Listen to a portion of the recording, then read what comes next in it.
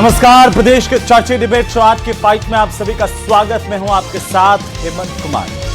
राजस्थान में आगामी नगरीय निकाय चुनाव की तैयारियां अब तेजी से अंतिम चरण की तरफ बढ़ रही हैं। स्वायत्त शासन विभाग मुख्यालय में सुरक्षा के कड़े इंतजामों के बीच आज प्रदेश के 309 नगरीय निकायों, जिनमें नगर निगम, नगर परिषद और नगर पालिकाओं के प्रमुख पदों, जिनमें महापौर, सभापति और अध्यक्ष के आरक्षण की लॉटरी निकाली गई।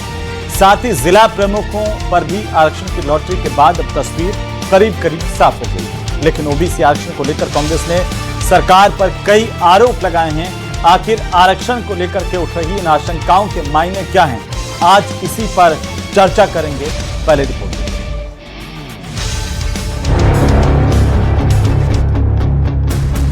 प्रदेश में पंचायत और निकाय चुनावों की स्थिति साफ होने लगी है। स्वायत्त शासन विभाग की ओर से शहरी निकायों के प्रमुखों के लिए लॉटरी निकाल दी गई है। प्रदेश में कुल 309 शहरी निकाय हैं। इनमें से 10 नगर निगम में मेयर, 51 नगर परिषद के सभापति और 248 नगर पालिकाओं के चेयरमैन के पदों पर आरक्षण की स्थिति साफ हो गई है। आरक्षण प्रक्रिया के तहत कुल 309 पदों में से 188 पद अनारक्षित रखे गए हैं, जबकि 121 पद आरक्षित किए गए हैं। आरक्षित सीटों में अनुसूचित जाति यानी एससी के लिए 50 पद, अनुसूचित जनजाति यानी एसटी के लिए 11 और अन्य पिछड़ा वर्ग यानी ओबीसी के लिए 60 सीटें तय की गई हैं। कि सभी राजनीतिक दलों के प्रतिनिधियों की उपस्थिति में नगर निकायों के चेयरपर्सन की लॉटरी पूर्ण पारदर्शिता और निष्पक्षता के साथ आज संपन्न हुई। जयपुर, जोधपुर, उदयपुर और बीकानेर नगर निगम के महापौर का पद अनारक्षित रखा गया। इसके विपरीत अलवर, अजमेर, भीलवाड़ा, भरतपुर और पाली नगर निगम महापौर का पद महिला वर्ग के लिए आरक्षित है। कोटा नगर निगम में इस बार ओबीसी महिला महापौर चुनी जाएंगी। जो नगर निकाय जिस वर्ग के लिए आरक्षित हुआ, उन वर्गों के सभी संभावी प्रत्याशियों को भी शुभकामनाएं। आरक्षित वर्ग की कुल सीटों में महिलाओं के लिए भी सीटें निर्धारित की गई हैं। एससी की 50 में से 16 सीटें, एसटी की 11 में से 3 सीटें और ओबीसी की 60 में से 21 सीटें महिलाओं के लिए आरक्षित हैं।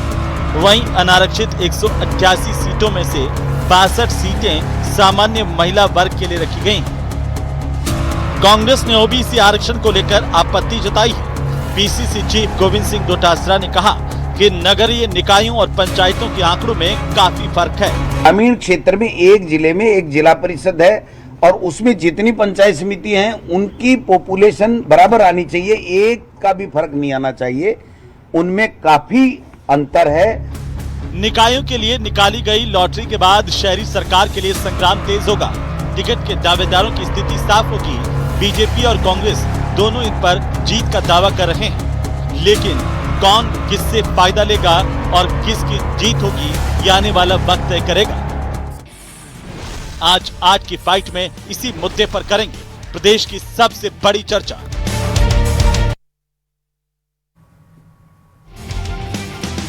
तो शहरी निकाय और साथ साथ जिला प्रमुखों पर लॉटरी निकाल दी गई है, लेकिन इस लॉटरी को लेकर विपक्ष सवाल उठा रहा है। सवाल ये भी पूछे जा रहे हैं कि क्या महिलाओं की भागीदारी के जो दावे किए जा रहे थे उनका पालन इस दौरान किया गया? क्या एससी, एसटी, ओबीसी को नियमानुसार इसमें आरक्षण मिला है? इसे लेकर के भी सवाल है कि शहरी इलाकों में एससी, एसटी, ओबीसी का कुल मिलाकर के आरक्षण जो है वो 39.16% आ रहा है, जबकि ग्रामीण इलाकों में 49.78% टोटल आरक्षण किया गया, रिजर्वेशन किया गया है। ऐसा अंतर क्यों है?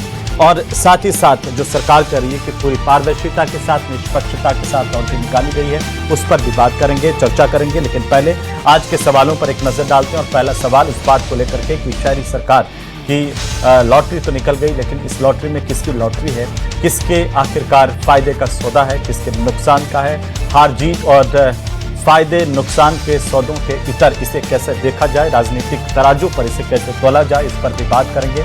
सवाल नंबर 2 इस बात को लेकर के है कि बीजेपी को क्या एक शहर एक मेयर का फायदा इन चुनाव में मिल पाएगा, जिसका इंतजार लंबे समय से हो रहा था। अलग अलग जगहों की बात कर लें, जहां पर 2-2 नगर निगम थे वहां पर 1-1 कर दिया गया है। इसे लेकर के किसको कितना फायदा मिलेगा उस पर भी बात करेंगे। और साथ ही साथ आज इस पर भी बात करना जरूरी है कि आरक्षण पर सियासी तकरार क्यों है, किसका बेड़ा पार इससे होने वाला है। राजनीति जब इस पर हो रही है तो किसको फायदा किसका नुकसान राजनीतिक तौर पर, उसको भी तलाशने की कोशिश करेंगे। कोशिश इस बात की भी आज की चर्चा में करेंगे कि आखिरकार जब जिला प्रमुख के 41 पद हैं जिनमें से 20 महिलाओं को टिकट दिया गया है, तो आप सोच के देखिए कि 309 नगरीय निकायों को लेकर के आरक्षण का प्रावधान किया गया, क्या यहाँ पर 50% महिलाओं की भागीदारी सुनिश्चित की गई है? इसे लेकर के आखिर दोहरा रवैया क्यों अपनाया जा रहा है, इस पर भी बात करेंगे। आज चर्चा करने के लिए हमारे साथ खास मेहमान जुड़ रहे हैं। सबसे पहले मैं अपने मेहमानों से आपका परिचय करवा दूं। हमारे साथ आज सुरेश गर्ग हैं, भारतीय जनता पार्टी के प्रदेश के प्रवक्ता। डॉक्टर सीबी यादव हमारे साथ हैं, कांग्रेस पार्टी के प्रदेश के प्रवक्ता। डॉक्टर मिथिलेश जैमिनी हमारे साथ हैं, वरिष्ठ पत्रकार के तौर पर। और साथ ही हमारे साथ हैं डॉक्टर नरेश माई, संयोजक आप ओबीसी अधिकार मंच के। सबका स्वागत, सबका अभिनंदन। 1-1 मिनट का ओपनिंग कमेंट और उसके बाद चर्चा को हम आगे बढ़ाएंगे। गर्ग साहब, सबसे पहले आप ही से सवाल, क्योंकि कांग्रेस ने आरक्षण के प्रावधानों को लेकर के गंभीर सवाल खड़े किए हैं और कहा कि सरकार की मंशा इस दौरान ठीक नहीं लगती है, और यह भी कहा जा रहा है कि ओबीसी के आरक्षण के साथ खेला कर दिया। देखिए हेमंत भाई, कांग्रेस हमेशा बातें करती है लेकिन ओबीसी भाइयों को कभी प्रतिनिधित्व नहीं दिया। जैसे ही केंद्र में हमारी सरकार आई है, इसके बाद में ओबीसी को संवैधानिक दर्जा भारतीय जनता पार्टी की सरकार ने दिया। 2021 के अंदर राजस्थान में कोर्ट का डिसीजन था कि 2021 के अंदर ओबीसी आयोग का गठन होना था, लेकिन गहलोत जी की सरकार ने ओबीसी आयोग का गठन नहीं किया और हमारी सरकार आने के बाद में ओबीसी आयोग का गठन किया। और अब ओबीसी आयोग की रिपोर्ट आने के बाद में हमने लॉटरी निकाल दी और चुनाव के डेट घोषित हो जाएगी। तो ये जो भाई भतीजावाद और ये केवल ओबीसी के ऊपर आरोप लगाना कि साहब ओबीसी को कम कर दिया, वो करते हैं, ये केवल आरोप लगाते हैं। लेकिन हकीकत में अगर ओबीसी भाइयों को अगर सम्मान दिया है तो वो भारतीय जनता पार्टी ने दिया है। फिर मैं जो जानना चाहता हूं कि इन्होंने अपने फायदे के लिए जयपुर को 2 टुकड़ों में बांट दिया था। हेमंत भाई, जयपुर को 2 टुकड़ों में बांट दिया था। गोविंद देव जी को अलग बांट दिया था और गणेश जी को अलग कर दिया था। ये इस तरह इनकी क्या राजनीति थी? अपने फायदे के लिए जयपुर को 2 भागों में बांटना, जोधपुर को 2 भागों में बांटना, कोटा को 2 भागों में, भाई उससे विकास और अवरुद्ध हो गया था। लेकिन हमारी सरकार आने के बाद में हमने दोनों नगर निगम को एक करके, क्योंकि विकास ज्यादा कंपलसरी है विवाद की बजाय। तो ये इनकी कांग्रेस की रणनीति, केवल अपने बातों को। ठीक है सर, 1 मिनट हो गया। मैं चाहता हूं कि 1-1 मिनट तक ही बोले आप जी। उसके बाद चर्चा को ओपन करेंगे। जगरूप यादव साहब भी जुड़ चुके हैं, पूर्व भारतीय प्रशासनिक सेवा के अधिकारी। और जगरूप जी, आपका भी बहुत स्वागत है। लेकिन सीबी यादव साहब, जब आप देरी हो रही थी तब लगातार सवाल उठा रहे थे, क्यों नहीं प्रक्रिया शुरू करते हैं, क्यों नहीं ओबीसी आयोग की रिपोर्ट आती है, क्यों नहीं लॉटरी निकाली जाती है। निकल गई तो आप कह रहे हैं कि सब कुछ गड़बड़ कर दिया। हेमंत जी, पहले तो ये जो देरी कम हुई है या ये जो चुनाव हो रहे हैं वो कोई सरकार ने नहीं करवा रहे हैं, ये सरकार की इच्छा भी नहीं थी। और अभी भी शायद सरकार की इच्छा, लॉटरी भले ही निकल गई हो, लेकिन ये ओबीसी आयोग का जिस तरह से पूरा गफलत हुआ है उससे इनकी यही मंशा है कि इसको कोर्ट में अटका दिया जाए। क्योंकि ओबीसी आयोग केवल प्रतिनिधित्व की बात करता है, उन्होंने तो जाति जनगणना ही कर दी। और सबसे बड़ी बात है कि आप सोचिएगा कि वो आंकड़े कहां से आ रहे हैं आप लोगों के पास, मीडिया के पास, और वो सार्वजनिक भी नहीं है। आप सोचिए, या तो सरकार बिल्कुल फेल है, या जो आंकड़े अगर गलत है तो उन पे एफआईआर करवाइए। मतलब आप देखिए कि एक समाजों के भीतर एक बड़ी गफलत सी स्थिति पैदा हो गई है। मात्र 12-13 दिन में जाति जनगणना भी कर दी। और रही बात कि ये ओबीसी का फायदा कर रही है, तो कोई समझाए तो सही कि भाई ओबीसी का फायदा इस तरह से कर रहे हैं, बल्कि नुकसान हो रहा है। आज मैं पूरी लॉटरी प्रक्रिया में था, एससी और एसटी के बाद में जो एक यूनिट होती है, जो बची हुई पार्ट भी ओबीसी को करते हैं। जैसे 41 के भीतर अगर ओबीसी का हिस्सा बनता है तो 8 सीटें बनती है, लेकिन चूंकि 8 एसटी की हो गई, एससी की होगी, 7 एसटी की हो गई, तो टोटल 5 ही बची ओबीसी। इस तरह से अगर आप देखोगे तो जो रिजर्वेशन की सीलिंग 50% है, एक्चुअल में वो 40% के आसपास ही सीमित हो गई, क्योंकि अलग अलग यूनिट को इस तरह से डिवाइड कर दिया। तो अब जो है हर तरह से चोरी की चीजें की रही है, बल्कि ओवरऑल जो पूरी लॉटरी प्रक्रिया है उसमें ओबीसी को नुकसान हुआ है। ठीक है, कहीं तो 5% भी ओबीसी को रिजर्वेशन नहीं है। 21% की सीमा को बढ़ा देते तो ये जो गैप था वो बढ़ता तो सही ना। ठीक है सर, सरकार कह रही है नरेश जी कि सबसे ज्यादा प्रतिनिधित्व हमने देने का काम किया है। आपको यहां पर लगता है कि शहरी निकायों के जिला प्रमुखों की लॉटरी में ओबीसी को पर्याप्त प्रतिनिधित्व मिला है?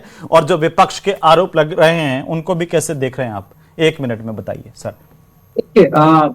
ये जो आयोग बना था माननीय सुप्रीम कोर्ट के निर्देश पर, ओबीसी प्रतिनिधित्व, राजनीतिक प्रतिनिधित्व आयोग बना था, जिसको जांच करना था ओबीसी में राजनीतिक प्रतिनिधित्व किस जाति को कितना मिला। वो नौकरियों में लिया है, बाकी जातियों को आपस में बांटा, वो जो आयोग का काम ही नहीं था। और आज जो लॉटरी हुई है उसमें ओबीसी को मात्र 19.41% प्रतिनिधित्व मिला है शहरी निकायों में। और एक तरफ बात करती है भारतीय जनता पार्टी महिला रिजर्वेशन की, तो महिलाओं को 33% आरक्षण दिया जा रहा है शहरी निकायों में, जबकि ग्रामीण क्षेत्र में 50% दिया जा रहा है। तो शहर की महिलाओं को भी 50% प्रतिनिधित्व मिलना चाहिए था।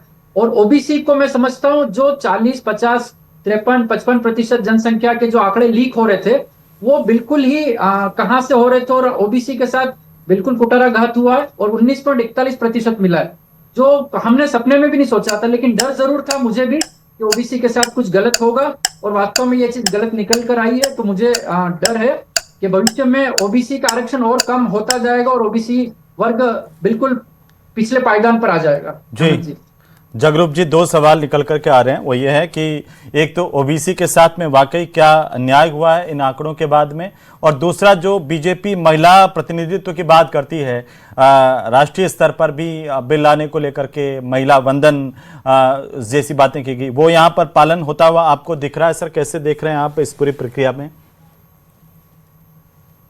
अनम्यूट कीजिए सर, आवाज नहीं आ रही है सर। जी हेलो, हाँ बोलिए सर।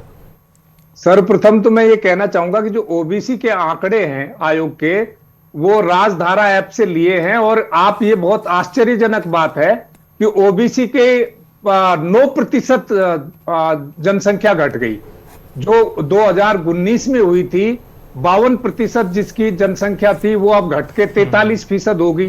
तो ये बहुत ही लगता है कि ओबीसी आयोग ने 3 सप्ताह में ये राजधारा ऐप से जो प्रकरणों ने समंक उठाए हैं, ये विश्वसनीय नहीं है।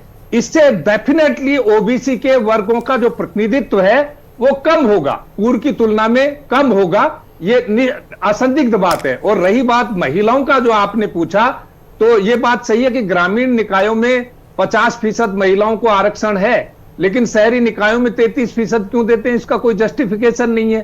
मैं तो ये भी कहना चाहता हूं कि भाई आपके स्टेट लेजिस्लेचर और पार्लियामेंट में भी 33 क्यों किया है? जेंडर के हिसाब से देखो तो 50% होना चाहिए, क्योंकि वो कहीं ना कहीं महिलाएं अभी भी आगे नहीं बढ़ती हैं और उनको बढ़ने नहीं दिया जाता। ये तो पुरुष अधिकार का सा बात है कि उनको कितना देना ये हम तय करते हैं। भाई हर एक आदमी को, खासतौर से महिलाओं को, तो उनकी जनसंख्या के अनुपात में आरक्षण मिलना ही चाहिए। ठीक, अब ग्रामीण इलाकों में, शहरी में क्यों नहीं मिले? जी जयमिनी साहब, कैसे ओवरऑल इसे देखा जाए? महिलाओं को प्रतिनिधित्व की बात राष्ट्रीय स्तर पर तो, लेकिन एक देश एक चुनाव, एक राज्य एक चुनाव की बात भी है। एक ही राज्य में अलग अलग क्राइटेरिया है महिलाओं को लेकर के। अनारक्षित सीटें हैं टोटल 188, इनमें से 62 महिलाओं के लिए रिजर्व हैं।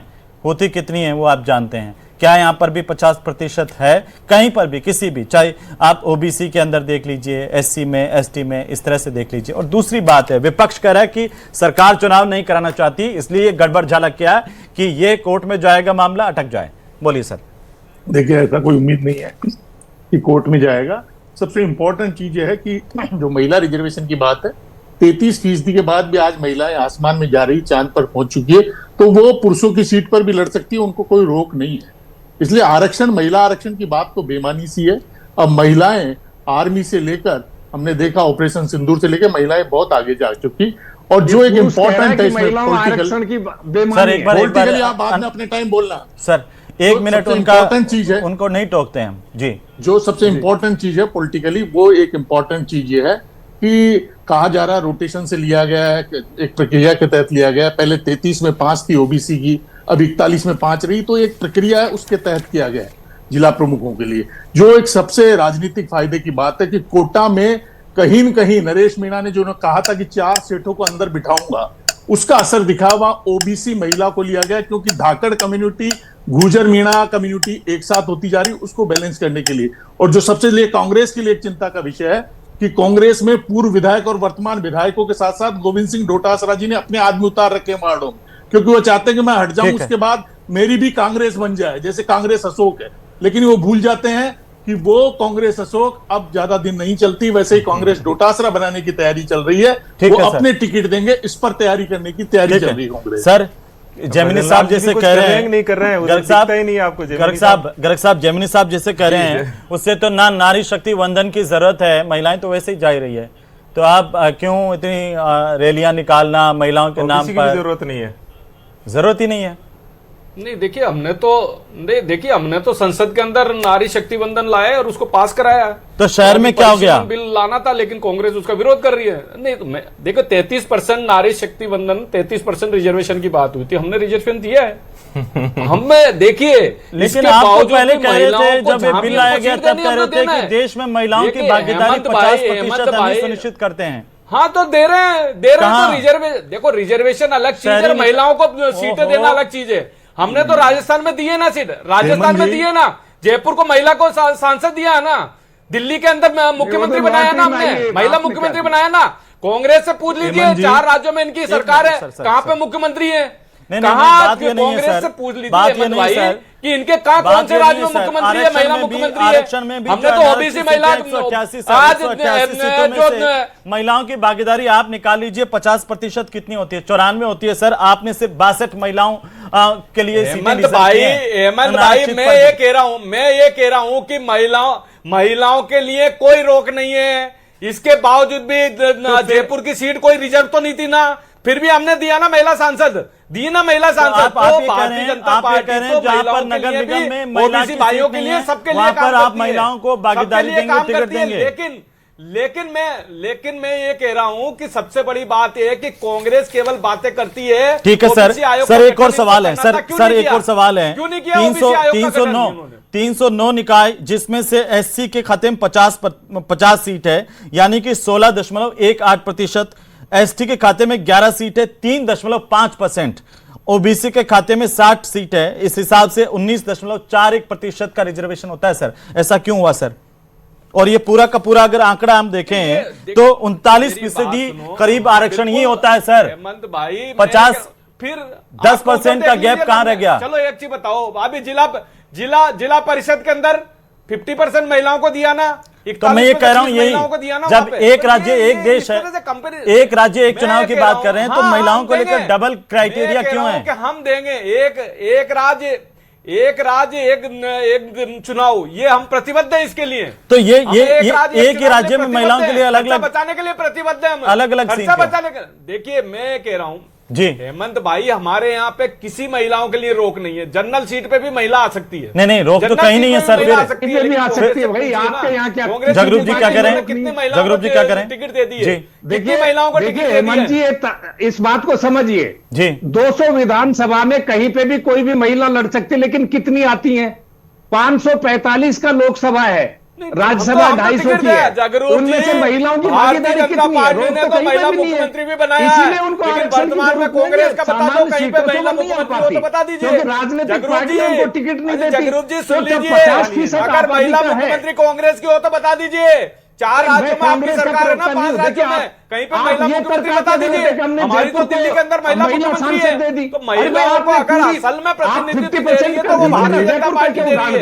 असल में प्रतिनिधित्व दे रही है तो वो भारतीय जनता पार्टी दे रही है। जगरूप जी, कांग्रेस ने तो हमेशा विरोध किया है। अगर कांग्रेस को अगर वास्तव में कोई परिसीमन बिल पे सपोर्ट करना चाहिए था, जब अपने नारी शक्ति बंधन जब बिल लाए थे तब कांग्रेस वॉकआउट क्यों करती थी? ठीक है एक मिनट सर, जमीन साहब एक मिनट दीजिए मुझे, एक मिनट। सीबी यादव साहब जवाब दीजिए। ठीक है सीबी यादव जी।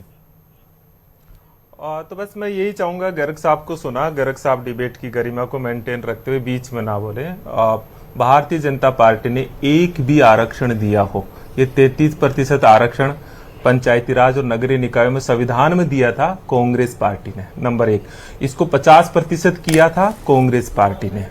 तो एक तो महिलाओं को 1% भी आरक्षण दिया हो। रही बात ये इस तरह के कुतर्क सामने रखना है, महिला वंदन में अगर आरक्षण ही देना होता ना तो ये परिसीमन और जनगणना और ये लिमिटेशन ये सारी शर्तें नहीं लगाते, उसी समय दे देता। और अभी भी क्या है, सिर्फ एक पैरा को चेंज करना है कि 2029 या उसके बाद के बजाय क्यों विरोध कर रहे थे जब हम परिसीमन बिल ला रहे थे? और हर राज्य के अंदर 50% ही तो ला रहे थे ना। किसी भी स्टेट के अंदर कोई नुकसान हो रहा तो बताइए, किसी भी स्टेट में अगर कोई नुकसान हो रहा तो बताइए ना। हर स्टेट में सीटें बढ़ रही थी, बताऊंगा तो हर स्टेट में सीटें बढ़ रही थी, लेकिन इनको केवल विरोध करना, केवल विरोध करना, केवल विरोध करना। अगर ओबीसी आयोग बनाया है तो भारतीय जनता पार्टी की सरकार ने बनाया, ओबीसी को संवैधानिक दर्जा दिया तो वो भारतीय जनता पार्टी ने दिया। बता दीजिए इन्होंने संवैधानिक दर्जा क्यों नहीं दिया ओबीसी को? क्यों नहीं दिया आपने संवैधानिक दर्जा ओबीसी को? प्लीज आप बीच में नहीं बोलेंगे जवाब। हाँ, जल्दी से पूरा कीजिए। तो एक भी जो है ना, और अभी भी मैं आपको बता रहा हूं कि ये पूरा का पूरा जो खेल हो रहा है, अभी जैसे मैं खुद आज लॉटरी प्रक्रिया के भीतर था, अगर 50% की सीलिंग है तो 50% आरक्षण होना चाहिए ना।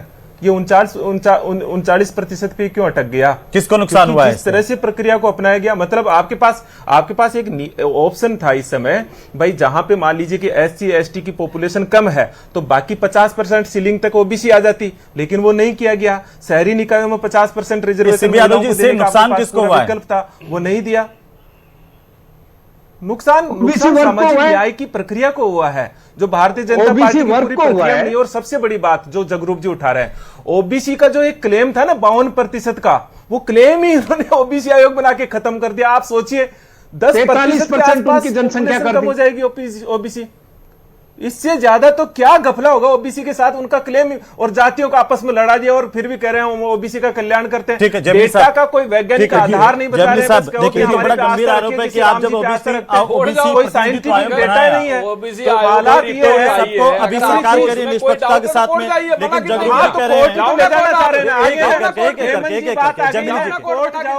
यही चीज चाहते हैं कि कोर्ट जाओ और इस मामले को अटका दो और ये चुनाव ना हो, ये चुनाव आरोप लगा के भाग जाना। ये कांग्रेस की फितरत में इस बात को कह रहा था, कांग्रेस की फितरत में आरोप लगा के भाग जाना, भाग जाना, आरोप लगा रहे हैं। एक करके सर आगे सबकी आवाज डाउन कीजिए, एक बार जगरूप जी की आवाज खोलिए। जगरूप जी, मैं ये कहना चाह रहा हूं, हेमंत जी आपने जो आंकड़े दिए हैं उससे मिल रहा है क्या ओबीसी को उनकी जनसंख्या के अनुपात में आरक्षण? ये तयशुदा बात है, उनकी जनसंख्या 43% कर दी, और कहीं पे भी मैं लिख के देता हूं कि 21% कहीं पे भी ओबीसी को नहीं मिलेगा, ठीक है, क्योंकि टीएसपी एरिया में तो 5% तक घट जाएगा। आपने ओवरऑल उनकी जनसंख्या 52 से घटा के 43 कर दी 2019 से। ठीक है, आपने जो आंकड़े लिए वो राजधारा ऐप से उठाए, वो बिल्कुल विश्वसनीय नहीं है। जैमिनी साहब, क्या ये आंकड़े विश्वसनीय नहीं है? राजधारा ऐप से उठाए और साथ ही साथ ये नुकसान ओबीसी का, ये तो किसी एक जी जाती है राजधारा के ऊपर। मैं उंगली नहीं उठाऊंगा। जो सबसे इंपॉर्टेंट चीज है वो ये है कि रिजर्वेशन मिला है, जो एक इंपॉर्टेंट चीज है। कम ज्यादा वो देखने की बात है, लेकिन सबसे इंपॉर्टेंट चीज है कि आज जो 2-3 डिसीजन हुए नहीं, वो उसका इंपॉर्टेंट फायदा होगा। मायना नहीं रखता।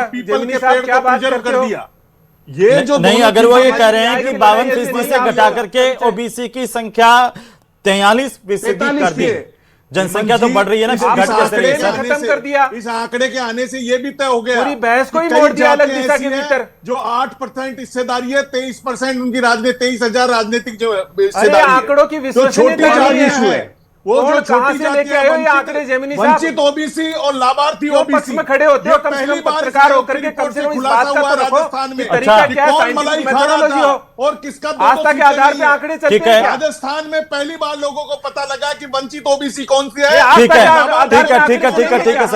है सर, नरेश जी एक बड़ी बात उठाई है कि वंचित ओबीसी और लाभार्थी ओबीसी, जैमिनी साहब कह रहे हैं वंचित ओबीसी को आगे लाने की कोशिश है जी। हाँ तो वंचित को ना दो, वंचित को दे दो ना, आप आरक्षण तो दो ना। आपने तो घाटा मार के उनके डंडी मार ली है। एक भी नरेश जी को बोलने दीजिए, नरेश जी को बोलने दीजिए देखिए, वर्गीकरण ये जो मुद्दा है, बहस को वर्गीकरण की तरफ ले जाया जा रहा है। मैं कहता हूं वर्गीकरण होना चाहिए, लेकिन ओबीसी को पहले उस जनसंख्या के अनुपात में तो आरक्षण दीजिए।